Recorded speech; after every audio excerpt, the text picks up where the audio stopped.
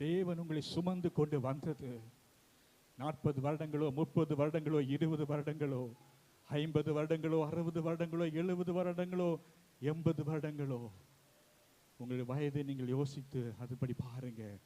ஏசப்பா உங்களை எவ்வளவு அழகாய் சுமந்து கொண்டு வந்தார். ஏன் தெரியுமா? ஏன் அவர் சுமந்து கொண்டு வந்தார் தெரியுமா?